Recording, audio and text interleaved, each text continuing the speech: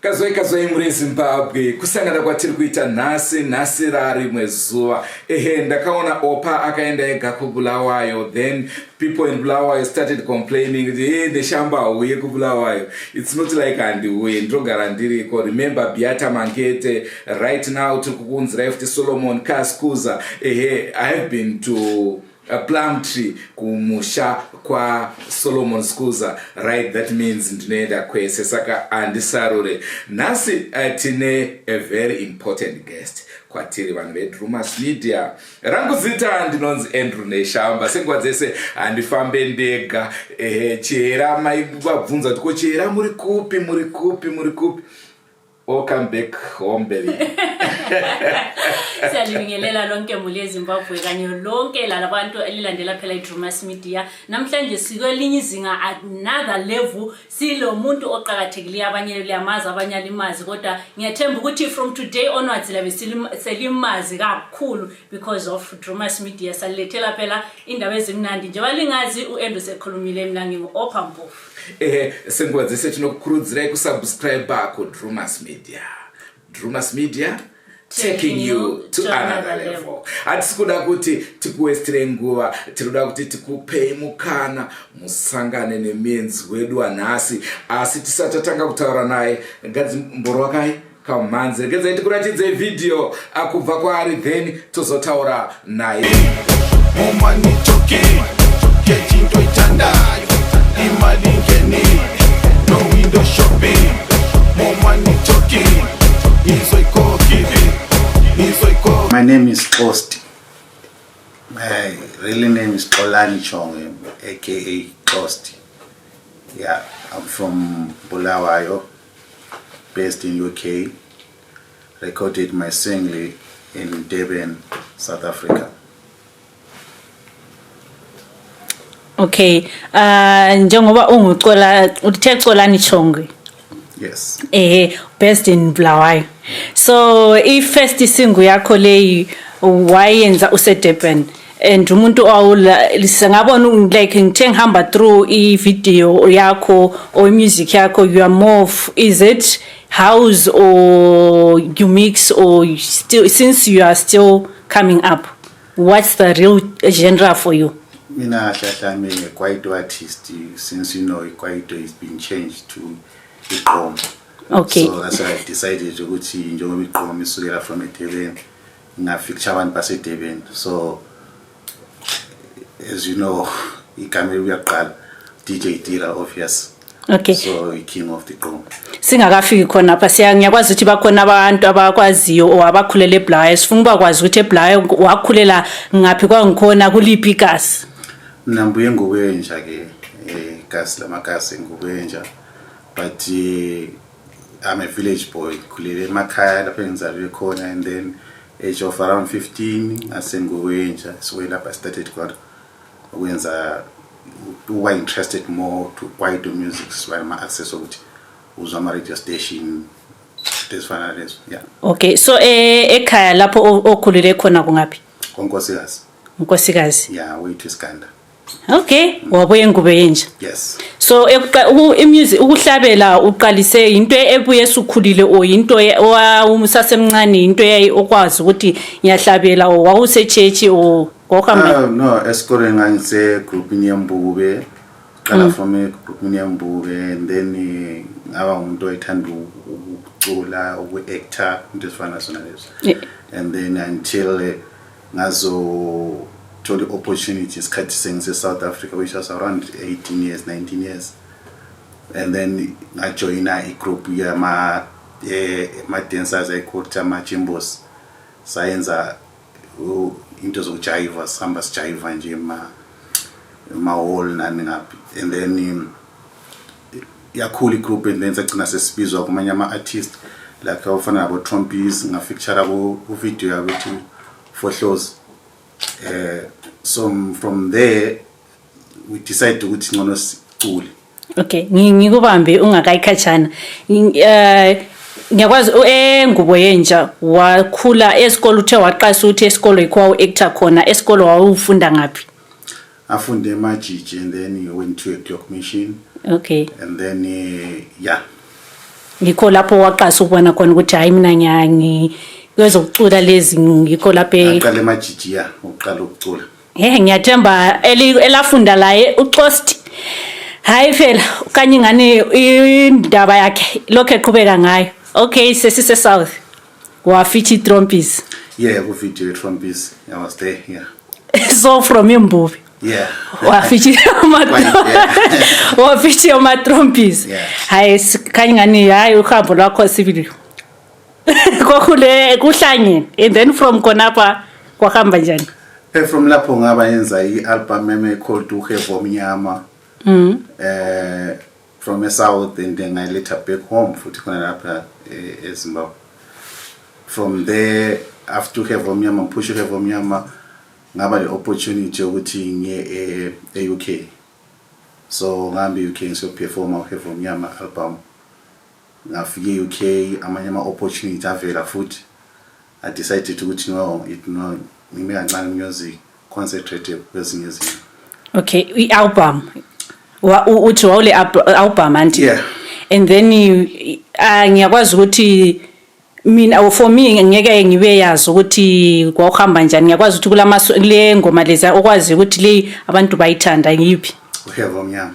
Oh, the album title it's a okay, so isadlalwa kahle like eBlawayo oma radio stations wonke ayidlalwa oma radio stations.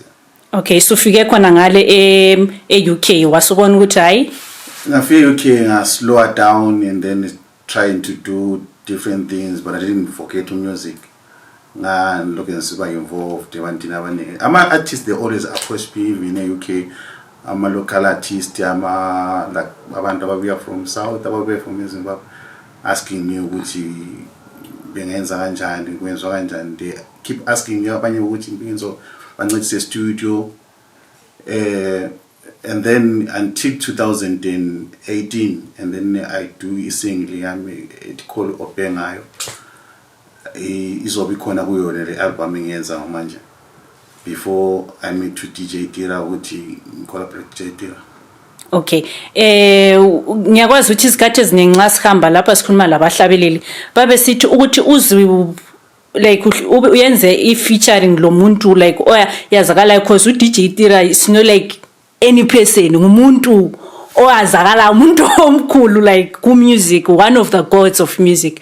So kuyini kwaba ukuthi wayebonile ukuthi you have qualities ukuthi feature layo or it's about money because uthi uzuhlane lawe ngabantu abasinda. Yeah, I met with DJ Tira Birmingham, which was 2017 or 2018, I'm not sure. And then we start talking with DJ Tira wanikeza ama phone numbers ube ngikhuluma naye. So sasilokho esikhuluma nje, you know as much the relationship grows. Wamele ukuthi senze ingoma, but because of COVID sagcina delay kwenza ingoma, and then until early this year we started ukuthi sibone ukuthi kungahamba kanjani. Ngase ngimfonela wasisithi na ngathi COVID ngathi singcono manje ungakhona ukuthi uze South Africa to record, and then I say why not, and then I took a flight we were to DJ Tira. Okay. Muri Zimbabwe munozaka na ndichifamba na Chera. Vana Chera vane ka problem. Ndofunga muri ukaona ka problem kana Chera. Vanokana zati mushauri tonga nemurume naichera. Chimbondudza uka muri kutaura nezvei. Okay, ndichakuza after the program.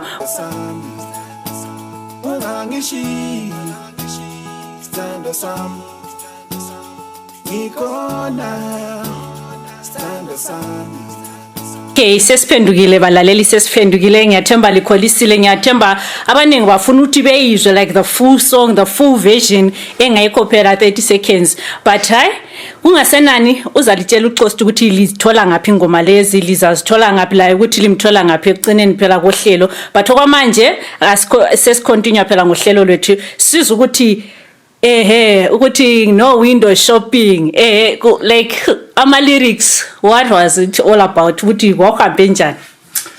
Oh yeah, ingoma yabhalwa in a very short time like azange si ingoma engangiplanile, ingoma ngiplanile then ngathi mangifika ku DJ Tira like around I think around 10-11 morning, and then ask me ukuthi ingoma izahamba kanjani izoma kanjani, and then ngamnikeze idea, but you know DJ Tira and then yeah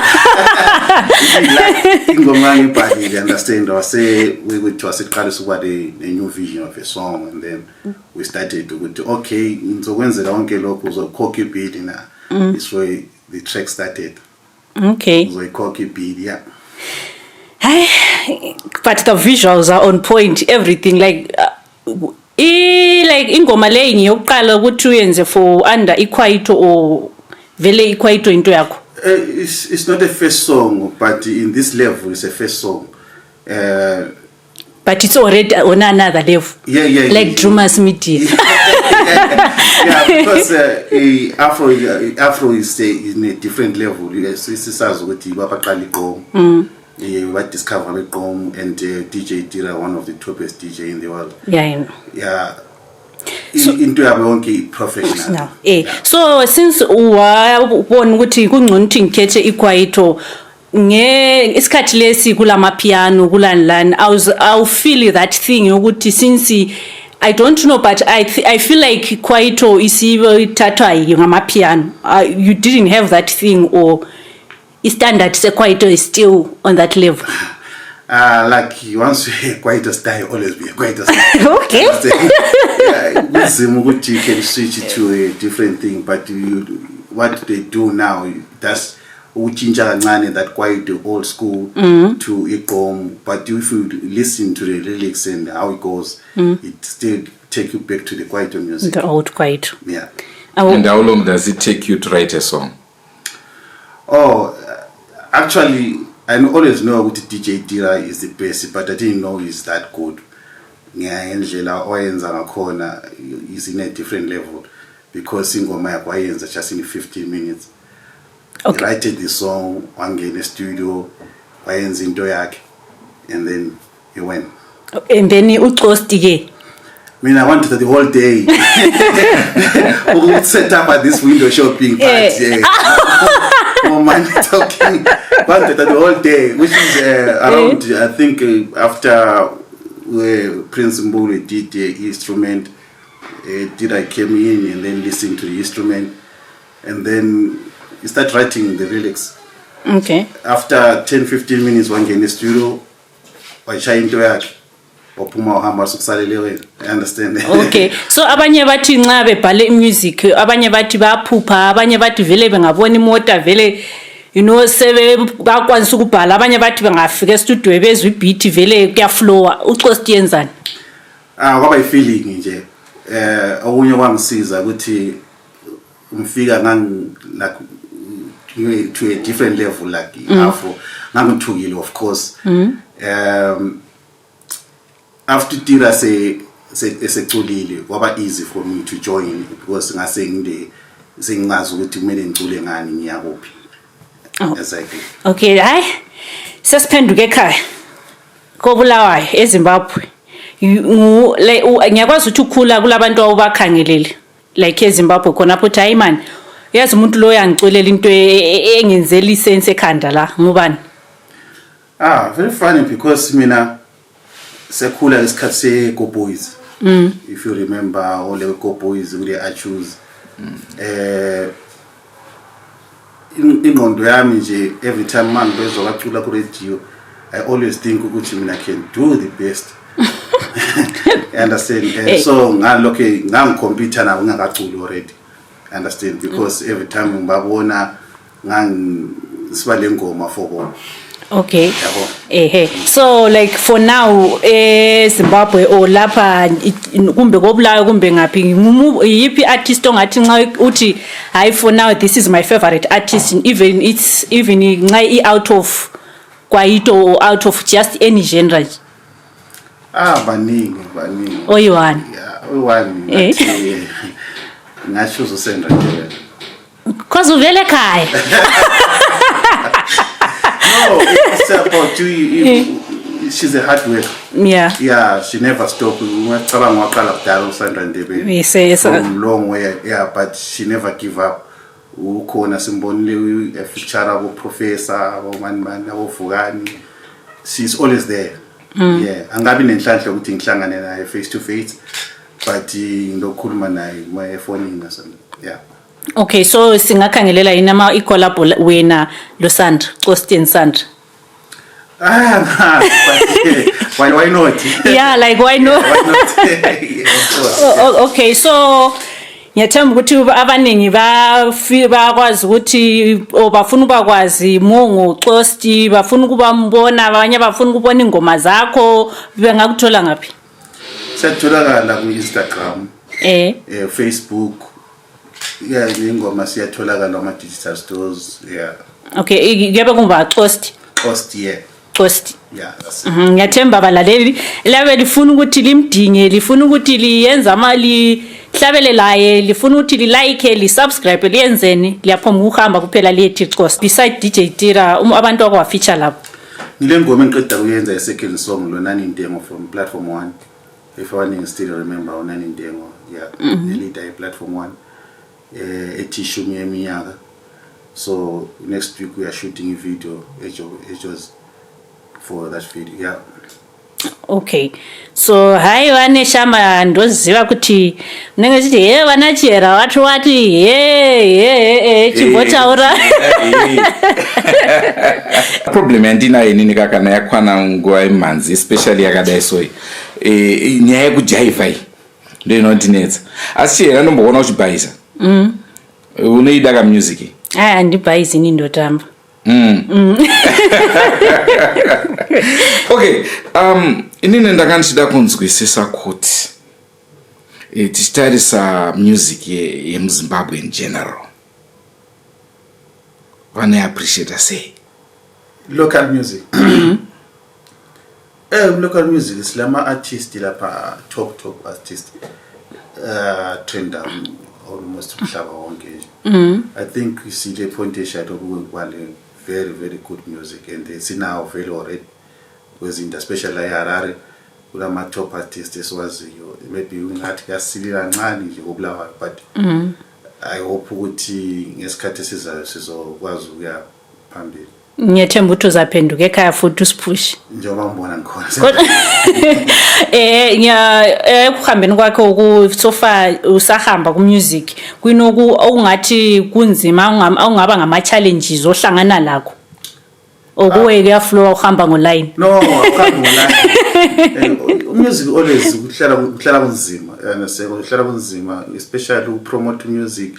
Into ehlala nama artists awatholi indlela right yokupromote music wabo and then loku supporta abantu bekhaya they don't support their own music so find ukuthi ba supporta music wamanye amazwe understand ama artists awuthola ukuthi kunzima to artist ayilamali they can't ukuthi be ama shows abantu ababuyi kuma shows zonke izinto ezifana lezo udinga ukusupport nje. Okay, siyabonga kakhulu Costi ngokubuya ku Drumas Media. Ngiyathemba abantu we Drumas Media izihlobo zami ze Drumas Media njengozonke izikhathi elijala ukwenza kwabanye ama artists ukuthi liya like lihambe liya subscribe liyenza konke liyenza njalo ku Costi. Don't forget to subscribe to Drumas Media. Remember, Drumas Media, we take you to another level. But ekucineni ngiyakwazi ukuthi umbuzo lo ngabe ngobuzo uqalise nathi uzahlumbalekile. Umbuzo wokucina ukuthi ngazumbalele kathesa hayi anisela ndaba.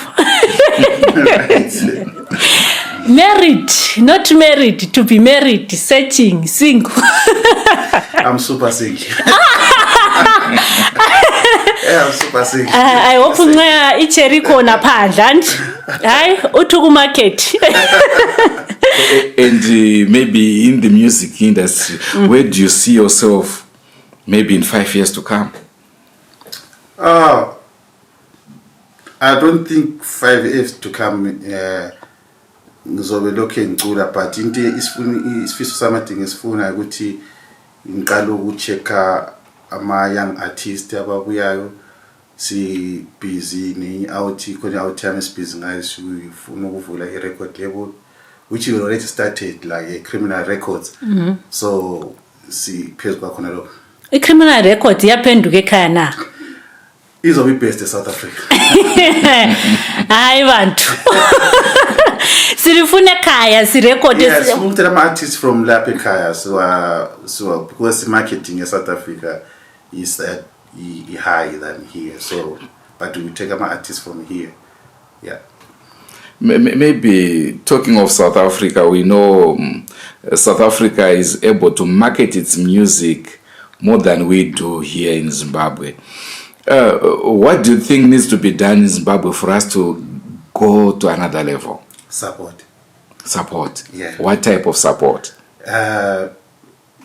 Ndincedisa ama-artists ashoda into eziningi because khumbula ukuthi ama-artists ingabantwana abasuka khona lapha elokishini babe ngenalutho abanye baphuma esikolweni abanye basesesikolweni, so ukuthi arekhode just first single kufuneka imali, abasebenzi abazali abasebenzi kunzima, financial kunzima for uqala from awufana nase-South Africa ukuthi umuntu uyakhona ukuba le 1000 hambe ewenza idemo yakhe sende ukuthi wo DJ Dira sende kuphi kuphi.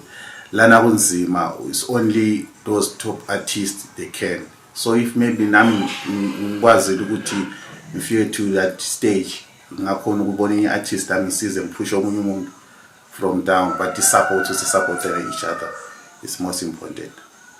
hayi siyabonga kakhulu ngokusivakatshela eDrumas Media. Zimbabwe changa chiri chirongwa apo nhasi uno tanga tiri kumboedza kusimbisa miri. Problem yangu sekutaura kwandamboita ndeyekuti andigone kutamba. Ipapo chera akanga atanga kutamba anotiza kusara ndega. Ndotamba neine munhu asingagoni kutamba. But you have to teach me. hayi chakuswagira nguva yako but izvezvi tina cost tiri kufamba nebhora. Inini azvindinetse ndirongoenda pavidhiyo yake ndorowa slow motion so that ndotanga kudzidzira kutamba. Ngiyathemba likhwalise kakhulu balaleli, ngiyathemba konke likuzwileyo likuthethela ukufaka ezinhlizweni abafuna ukuyasubscribe kuCosti uthe indawo zonke nguCosti ngaze YouTube, Instagram, Facebook, Twitter, everywhere nguCosti. So ngiyathemba likholisile kakhulu uCosti, siyathaba kakhulu ukuthi usivakatshele lathi kuleli lizwe. Ubonge mina ngiyabonga kakhulu. Ayithe ngiyathemba uzaphenduka uhambele umnyaka. Ngiyaphenduka for sure. For sure ngiyaphenduka. Siyabonga kakhulu. Lami igama lami Andrew Neshamba sadibana. Ngatisangane amadzodikanwa muri zvimwe zvirongwa apo tichikunzirai vaimbi vakasiyana siyana pachirongwa Another Level kubva kwandiri Andrew Neshamba Lo Opampofu. Don't forget to subscribe to Drumas Media. Drumas Media Taking you to another level.